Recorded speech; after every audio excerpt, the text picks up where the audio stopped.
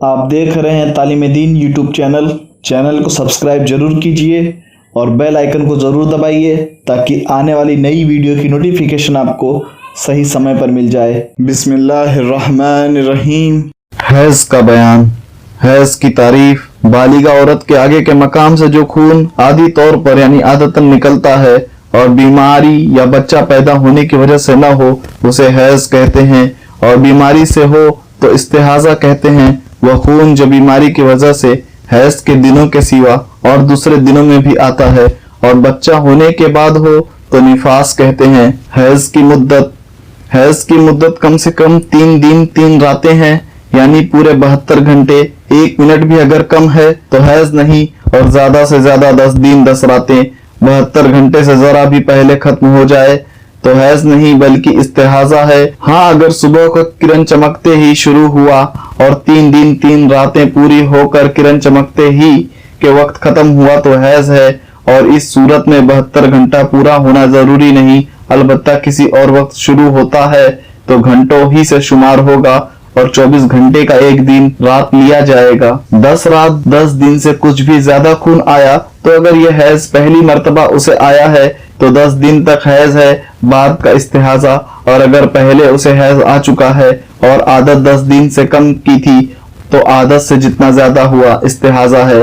اسے یوں سمجھو کہ 5 دن کی عادت تھی، اب آیا 10 دن تو کل حیض ہے، اور 12 دن آیا تو 5 دن حیض کے، باقی 7 دن استحاضہ کے۔ اور اگر ایک حالت مقرر نہ تھی بلکہ کبھی 4 دن آیا کبھی 5 دن آیا تو پچھلی بار جتنے دن آیا اتنے ہی دن حیض کے سمجھے جائیں گے، باقی استحاضہ ہے۔ یہ ضروری نہیں کہ مدت میں ہر وقت خون جاری رہے جب ہی حیض ہو، بلکہ اگر بعض وقت آئے جب بھی حیض ہے۔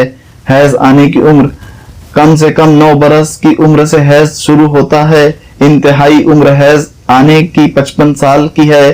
اس عمر والی کو عائشہ اور اس عمر کو سن عائشہ کہتے ہیں۔ 9 برس کی عمر سے پہلے جو خون آیا وہ استحاضہ ہے، یوں ہی 55 سال کی عمر کے بعد خون آئے تو استحاضہ ہے، البتہ اگر 55 برس کی عمر کے بعد خالص خون آئے یا جیسے کہ پہلے آتا تھا اسی رنگ کا آیا تو حیض ہے۔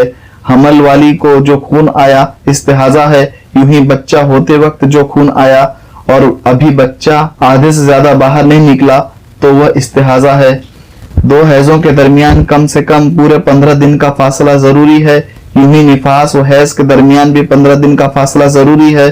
اگر نفاس ختم ہونے کے بعد 15 دن پورے نہ ہوئے تھے کہ خون آیا تو یہ استحاضہ ہے۔ حیض اس وقت شمار کیا جائے گا جبکہ خون فرض خارج میں آ گیا، تو اگر کوئی کپڑا رکھ لیا اور جس کی وجہ سے خون فرض خارج میں نہیں آیا، داخل ہی میں رکا رہا، تو جب تک کپڑا نہ نکالے گی حیض واری نہ ہوگی، نمازیں پڑھے گی، روزہ رکھے گی۔ حیض کے رنگ: حیض کے 6 رنگ ہیں: سیاہ، سرخ، سبز، زرد، گدلا، مٹیلا۔ سفید رنگ کی رطوبت حیض نہیں۔ 10 دن کے اندر رطوبت میں ذرا بھی میلا پن ہے تو وہ حیض ہے، اور اگر 10 دن اور 10 رات کے بعد بھی میلا پن باقی ہے تو عادت والی کے لیے جو دن عادت کے ہیں اتنے دن حیض کے، اور عادت کے بعد والے استحاضہ، اور اگر کچھ عادت نہیں تو 10 دن 10 رات تک حیض باقی استحاضہ۔ جس عورت کو عمر بھر خون آیا ہی نہیں یا آیا مگر 3 دن سے کم آیا تو عمر بھر وہ پاک ہی رہی، اور اگر ایک بار 3 دن رات خون آیا پھر کبھی نہ آیا تو وہ فقط 3 دن رات حیض کے ہیں، باقی ہمیشہ کے لیے پاک ہے۔ نفاس کا بیان۔ نفاس کی تعریف اور مدت: نفاس یعنی وہ خون جو بچہ جننے کے بعد آتا ہے، اس کی کمی کی جانب کوئی مدت مقرر نہیں۔ آدھے سے زیادہ بچہ نکلنے کے بعد ایک آن بھی خون آیا تو وہ نفاس ہے، اور زیادہ سے زیادہ نفاس کا زمانہ 40 دن رات ہے۔ نفاس کا شمار اس وقت سے ہوگا جبکہ آدھے سے زیادہ بچہ نکل آیا۔ اس بیان میں جہاں بچہ ہونے کا لفظ آئے گا اس کا مطلب آدھے سے زیادہ بچہ باہر آ جانا ہے۔ کسی کو 40 دن سے زیادہ خون آیا تو اگر اس کے پہلی بار بچہ پیدا ہوا یا یہ یاد نہیں کہ اس سے پہلے بچہ پیدا ہونے میں کتنے دن خون آیا تھا تو دونوں صورت میں 40 دن رات تک نفاس ہے، باقی استحاضہ۔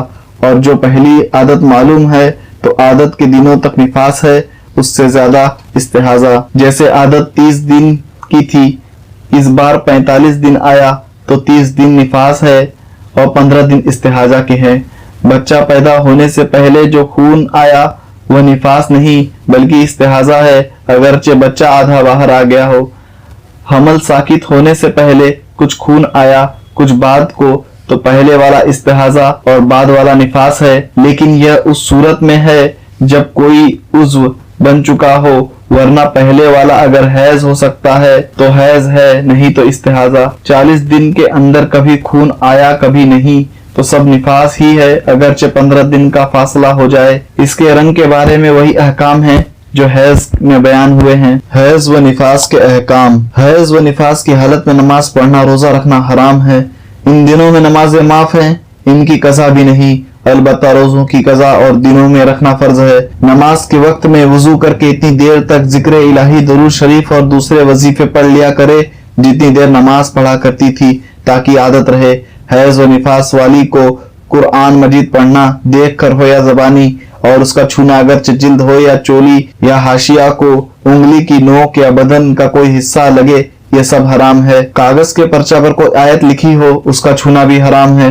कुरान मजीद जुज़दान में हो तो उस जुज़दान को छूने में हर्ज नहीं। इस हालत में कुरान मजीद और दीनी किताबों को छूने के सब अहकाम वही हैं जो बेगुसल वाले के हैं। मौलिमा को हैज व निफास हो तो एक एक कलिमा सांस तोड़ तोड़ कर पढ़ा दे और हिज्जे कराने में कोई हर्ज नहीं। इस हालत में दुआए कुनूत पढ़ना मकरूह है। कुरान मजीद के अलावा और तमाम अस्कार, कलिमा शरीफ, दरूद शरीफ वगैरह पढ़ना बिला कराहत जायज है, बल्कि मुस्तहब है। वजू या कुल्ली करके पढ़ना बेहतर, और वैसे भी हर्ज नहीं, और इनके छूने में भी हर्ज नहीं। जिमा इस हालत में हराम है, अलबत्ता लेटने बैठने, साथ खाने पीने और बोसा लेने में हर्ज नहीं। इस्तिहाजा का बयान। इस्तिहाजा की तारीफ और हुक्म। वह खून जो औरत के आगे के मकाम से निकले और हैज व निफास का न हो वह इस्तिहाजा है। इस्तिहाजा में न नमाज माफ है, न रोजा माफ है, न ऐसी औरत से जिमा हराम है। इस्तिहाजा अगर इस हद तक पहुंच गया कि इसको इतनी मोहलत नहीं मिलती कि वजू करके फर्ज नमाज अदा कर सके, तो नमाज का पूरा एक वक्त शुरू से आखिर तक इसी हालत में गुजर जाने पर उसको माजूर कहा जाएगा।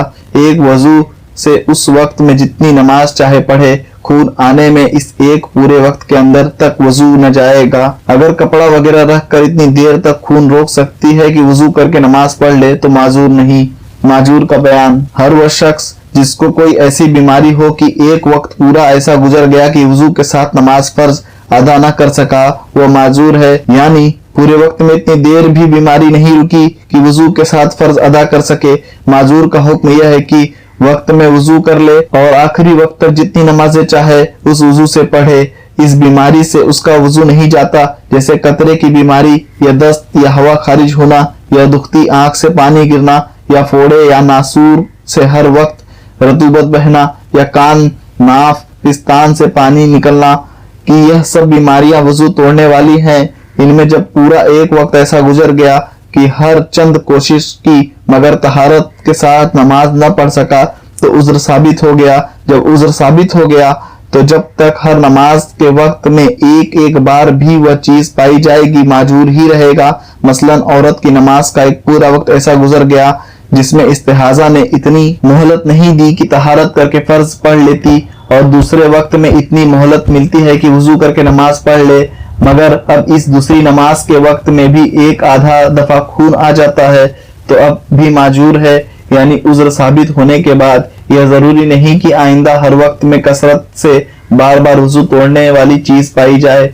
उज्र साबित होने के लिए कसरत व तकरार दरकार है, लेकिन इतनी कसरत की एक फर्ज भी वजू के साथ अदा ना हो सके। बात की हर नमाज के वक्त में इतनी कसरत जरूरी नहीं कि बल्कि एक बार भी काफी है। फर्ज नमाज का वक्त गुजर जाने से माजूर का वजू जाता रहता है। जैसे किसी माजूर ने असर के वक्त वजू किया था तो सूरज डूबते ही वजू जाता रहा। किसी ने सूरज निकलने के बाद वजू किया तो जब तक जोहर का वक्त खत्म न हो वजू न जाएगा कि अभी तक किसी फर्ज नमाज का वक्त नहीं आ गया। माजूर का वजू उस चीज से नहीं जाता जिसके सबब से माजूर है।